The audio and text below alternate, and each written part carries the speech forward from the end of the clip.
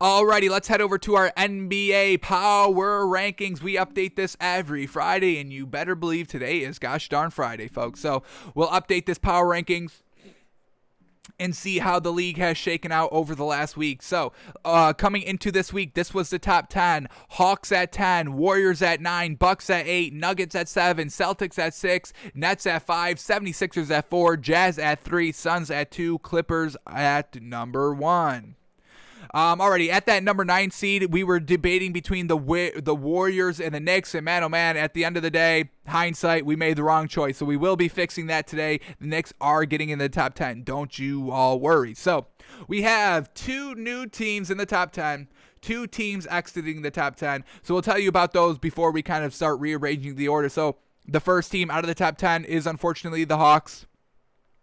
They went 2-1 this last week. They did just lose against the Knicks. No real fault of their own. Trae Young going down maybe, changed the course of the game a little bit here, especially without Trae Young. I mean, we got to see how they work, so we are going to have to move the Hawks out of the top 10. We'll see what they can do tonight. Like we said, I mean, they've got the Heat tonight, so we'll see if Lou Williams can kind of get it done without Trae Young in the starting lineup. So we'll see how all that shakes out, but for right now, for this week of what happened, we are going to have to move the Hawks out.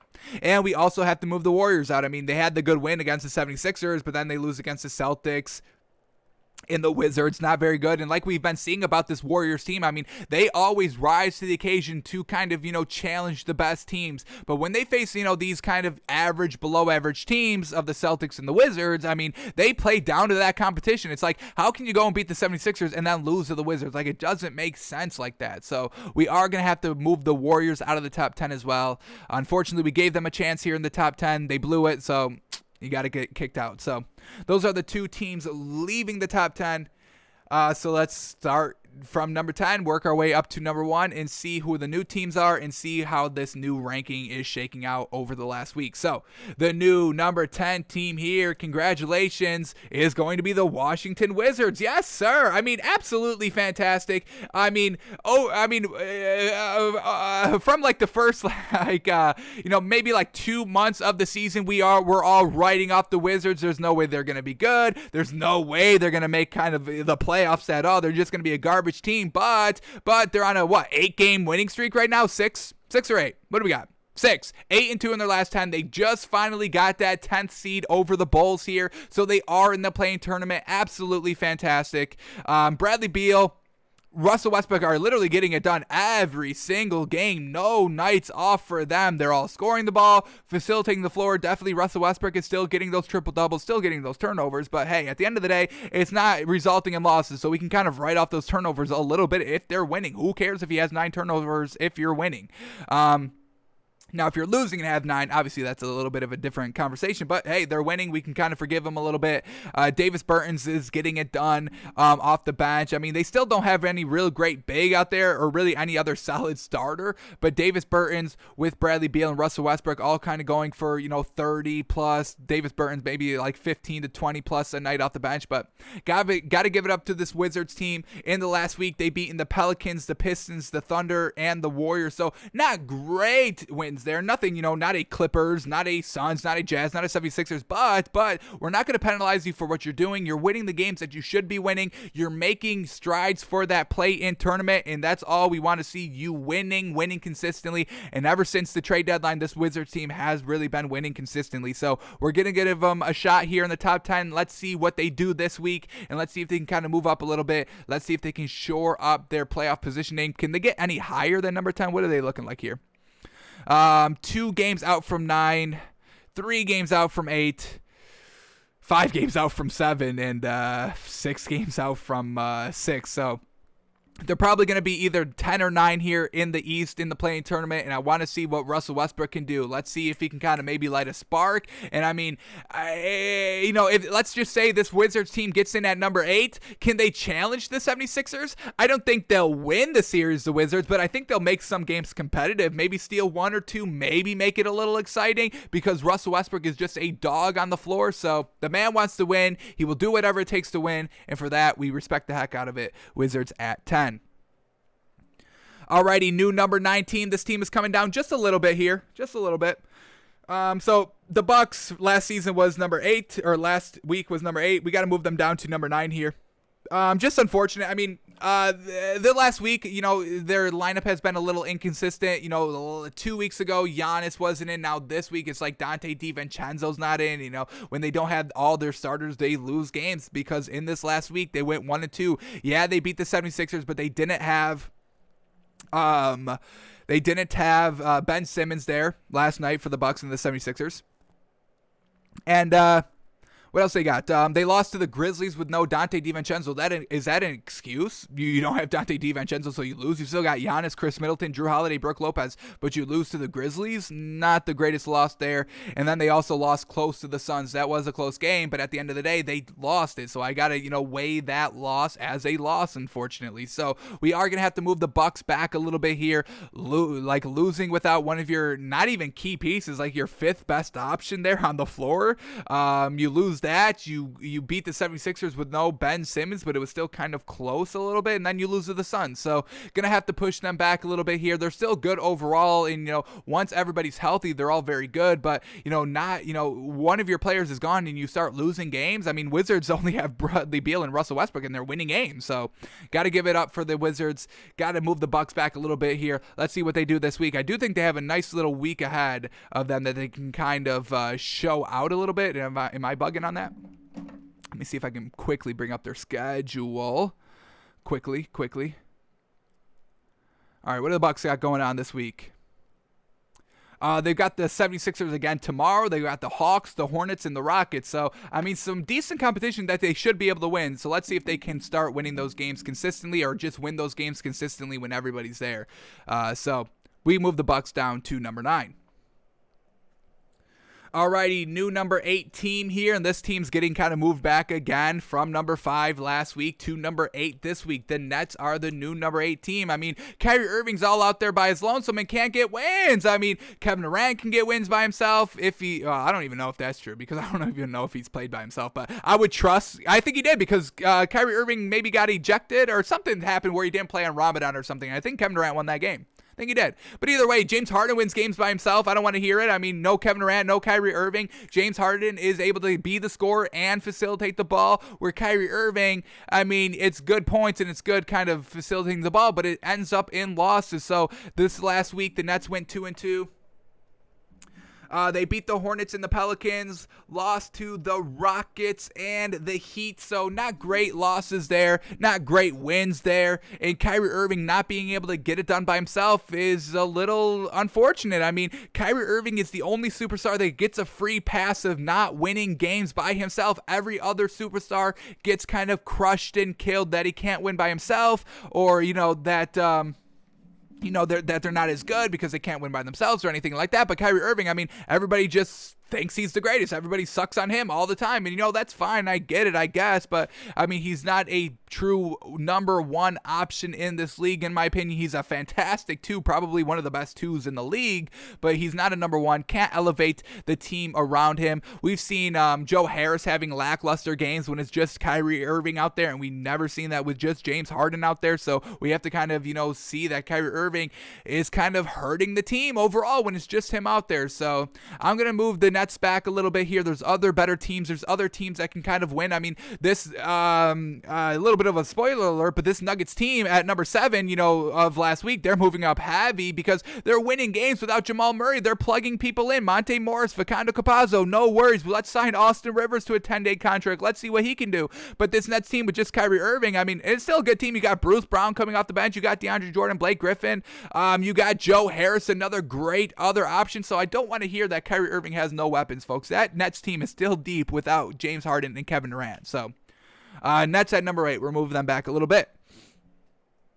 All right, new number 7 team, no longer the Nuggets because they are moving up heavy, folks. So this team is moving back a little bit. The 76ers, unfortunate here, moving back from number 4 to number 7. Once again, just kind of another another team that, loses some of their players and just loses games because of it, like losing Ben Simmons. Now the 76ers team can't win. And, yes, it's unfortunate, but we are going to have to move you back if you're not winning. If you're not at full capacity, and you can't win games, that I'm not going to put you at one of the best teams in this league. Other teams, this Clippers team, they're like having no Kawhi Leonard every other night, Paul George is still out there, but no Kawhi Leonard every other night, and they're still winning games, still able to get it done. They've been going through centers and point guards, and they still get wins. So I see other teams winning without their core pieces. Your team can't win without core pieces. That's not impressive to me. We move you back. 76ers have to get moved back a little bit here. I don't love doing it, but I have to do it.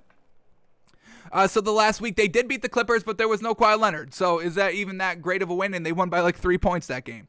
And then they lose to the Warriors, the Bucks, and what do we got? Warriors, Bucks, Suns. They just lost to the Suns the other night. Unfortunate there. Oh, what I threw away the notes like I knew everything. But yeah, so the Suns team, or no, 76ers team, sorry. Threw away the notes. We got discombobulated there. But yeah, the 76ers team, they beat the Clippers without Kawhi Leonard, not the greatest win there, and they can't win without, having all their stars. They couldn't win when they didn't have Ben Simmons or Tobias Harris. Tobias Harris comes back, and Ben Simmons is still out, and they still lose games. So Joel Embiid is absolutely fantastic, don't get us wrong, and they're still decently competitive in some of those games that they didn't have Ben Simmons in, but at the end of the day, they are losses. They are losing games. Their bench is still good. Don't get us wrong, Shake Milton just went for 20 the other night, or last night, actually, without Ben Simmons, so that was great. Somebody else is picking up the slack, but overall the team is still not getting it done, not winning the games, so we have to move the 76ers back to number 7. All right, new number 6 team, and yes, sir, new team in the power rankings here, the New York Knicks. Absolutely magnificent what they've been doing. 8-game winning streak. Got to respect the heck out of them. We chose between the Warriors and Knicks at number 9. We chose wrong, so we're going to kind of, help the Knicks out a little bit, give them an extra little bit of love here, placing them at number 6 right off the rip in our power rankings. So fantastic there. They're just getting it done, man. Julius Randle, RJ Barrett, Reggie Bullock, clutch as clutch can be over these last couple of games here. So all the starters are decently getting it done. The big 3 of the starters are getting it done. And then off the bench, Taj Gibson, Derrick Rose, Emmanuel Quickley, all having great productions off the bench.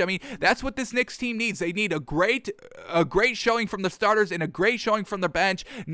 All these other kind of teams can rely on just their starters, but this Knicks team needs to rely on the bench. And Derrick Rose and Taj Gibson are just true leaders out there.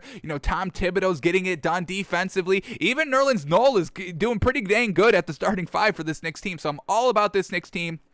Just this last week, they beat the Mavericks, the Pelicans, the Hornets, and the Hawks. All solid kind of comps to this Knicks team, and they're beating them, and kind of beating them big. This last week, they've been shutting out teams. All their wins, their last 4 wins this last week, are all basically 10-point wins, 10 more point wins. I think against the Mavs, it was like 8. But everything else is 10 or more point wins, kind of decently blowout wins. The bench is getting it done. Derrick Rose is looking real good out there. So got to give this Knicks team so much credit for what they've done. They fought their way all the way up to the 4th seed here in the East. Got to respect the heck out of them for that. Let's see how they continue to do it this week, and we'll put them at number 6. All right, new number 5 team here. Another team kind of dropping a little bit here, and a little unfortunate, but we are going to have to move the Suns back from number 2 to number 5 here in the power rankings. Now, they have had a little bit of a tough week here. They beat the Bucks, they beat the 76ers, they lost to the Spurs and the Celtics. So the reason why we're dropping them back is just sometimes their offense is truly lackluster. We've just seen it this week. They put up 86 points against the Celtics last night, and then they put up like 89 against the Spurs. So there are some nights where their offense just can't get it done, and it's really because if Devin Booker doesn't go out there and score 30 points, the offense is just lackluster beyond that. We have been liking the Suns up until this past week. The bench of the Suns of Cameron Payne and Cameron Johnson and Dario Saric, they were all kind of decently getting it done, 10 plus points. Any one of those 4 players off the bench can go for 10 plus points every single night, but we haven't been seeing that lately. We just saw, Cameron Johnson get into the starting lineup instead of Jay Crowder last night because he didn't play and he didn't step up. So not really great there. Can't really rely on this Suns team scoring the ball that consistently this week, and it scares me a little bit, folks. Them having two really lackluster offensive performances, even though they basically had all their starters. They didn't have Jay Crowder. He's not a main scorer on that team. He's like the third. He's probably the fourth scoring option on that team, maybe even fifth, depending on if you want to give it to their number 3 out there over Jay Crowder. But at the end of the day, the bench of the Suns is disappointing me a little bit. The offense has been a little lackluster if Devin Booker isn't the primary scorer out there. So gonna have to move the Suns down a little bit here this week. Let's see if they can kind of recover a little bit. Alrighty, number 4 now is a new team. New team here, not a new team in the top 10, but a new team here for number 4, and it's going to be the Boston Celtics. Very well done of what they've been doing. I mean, they've had no bench. I mean, Evan Fournier hasn't played in a very, very long time, and they're still getting it done. We just saw Kemba Walker step up last night, a huge win over the Suns. I mean, what a great win that was, holding them to only 86 points, getting it done offensively. They beat the Warriors as well, and then they lost to the Bulls. A little bit of a skid there with the Bulls. We're not going to weigh that one too heavy. But Kemba Walker last night stepped it up absolutely big. Jason Tatum, ever since last night, has really been just stepping it up the entire ever since the trade deadline. We can rely on him. They didn't even have Jaylen Brown last night, and they still were able to kind of overcome all their... I mean, folks, we really just have to give it up for the Celtics team last night, honestly. No Jaylen Brown. Their bench is absolutely trashed by having no Evan Fournier. They have to put Romeo Langford in the starting lineup. I mean, just not very good out here. But Kemba Walker gets it done. They get it done defensively. Jason Tatum with the rebounding. Yes, sir. Tristan Thompson still there, being a pretty good 5 out there. So, I mean, this lineup of Kemba Walker, Marcus Smart, Tristan Thompson, Jason Tatum, Romeo Langford was able to beat the Celtics. I mean, I got to give it up for Brad Stevens, a great coach. Kemba Walker, as we said, we praised him last night. And Jason Tatum, a little bit of a light night last night, 1 of 8 from 3, but just everybody else able to kind of step it up just enough to get the win. And that's fantastic. Your number 1 option is not playing very well, only 15 points. Your number 2 option and Jaylen Brown is not even there. Your kind of number 3 option, Evan Fournier, he comes off the bench. He's not there, but Kemba Walker steps up. Everybody else has decent games, so I got to give so much respect to the Celtics team for winning. In the last week, like we said, they beat the Warriors and the Suns. Good wins there, quality wins. They did lose against the Bulls, a little unfortunate. They were kind of, streaky themselves, the Bulls. So we're going to give them a little bit of a free pass on that Bulls loss, but I mean, I got to respect them. Like, what did we say they were? 8-2. 8-2 in their last 10, just getting it done, finding their true rhythm, finding what works for this team, and I got to respect the heck out of them. So we move them up to number 4. All right, number 3 is going to stay the Jazz here. It's going to stay the Jazz. No Donovan Mitchell, and they're still kind of getting it done, and that's, fine because they still got Mike Conley and Joe Ingles. It's not anything, it's not the depth that they're worried about. They still got Jordan Clarkson off the bench giving us like 22 points a game, Rudy Gobert, Bogdanovich. So this Jazz team is super very good still. They're deep. They're great.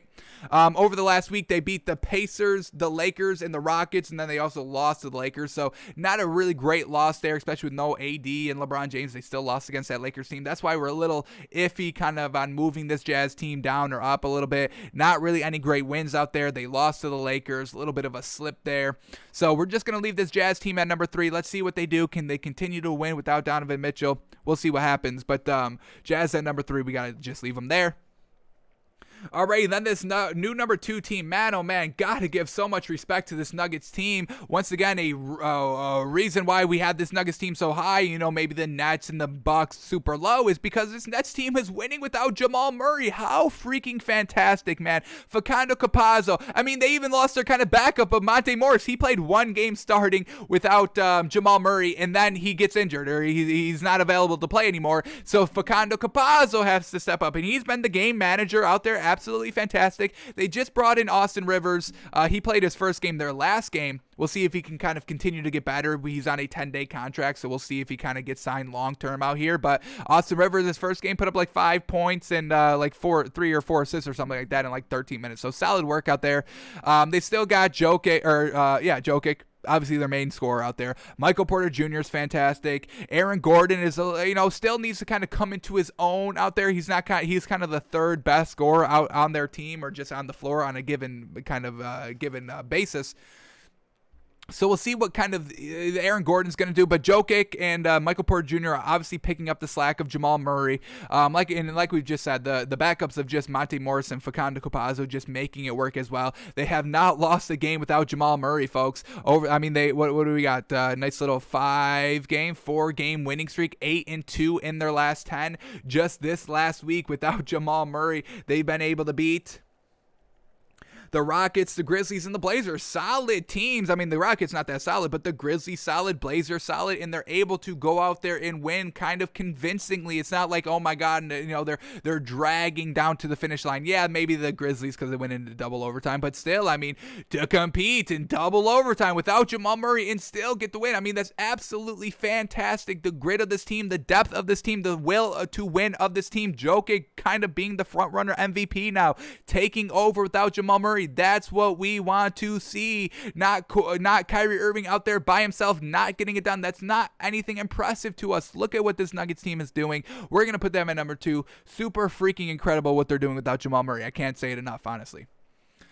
So Nuggets at 2, and then the Clippers are still going to be at 1. Kind of the same reason why the Nuggets moved up. No Kawhi Leonard, and they're still winning games. Paul George is getting it done. I mean, just the ins and out of Serge Ibaka at the big, Patrick Beverley at the number 1, and then who is it? It's not Patrick Beverley. It's who took over for them? Reggie Jackson. I mean, he's getting it done. He's been absolutely fantastic in that starting point guard position. So him and Paul George has really been getting it done. The bench has been, sometimes everybody's out in the starting wise. Just Paul George is the only really kind of same starter there, and everybody from the bench gets up and they win games. I mean, the Clippers, they beat the Timberwolves. They beat the Blazers. They beat the Grizzlies this week. They did lose to the 76ers.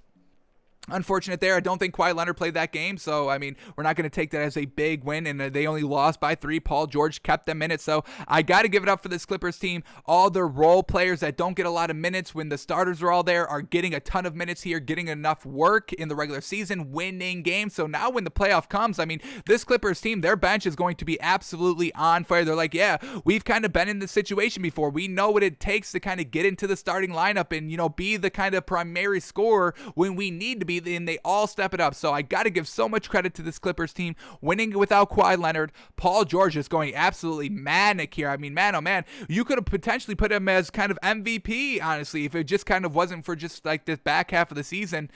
You could potentially put Paul George winning games without Kawhi Leonard, and he's putting up like 30 points a game while doing so. So absolutely fantastic here by this Clippers team. We're going to put them at 1. Rondo kind of even being kind of in and out decently, consistently, and they're still able to win. They're able to win. They're able to all collectively get it done. Bench, everybody in the bench, all the role players step it up when their name is called, when their number is called. Same thing with the Nuggets team, so got to respect the heck out of these two teams. Clippers still at number 1 and Nuggets at 2. All right, so this is our power rankings going into this week, folks. Wizards at 10, Bucks at 9, Nets at 8, 76ers at 7, Knicks at 6, Suns at 5, Celtics at 4, Jazz at 3, Nuggets at 2, and the Clippers at number 1.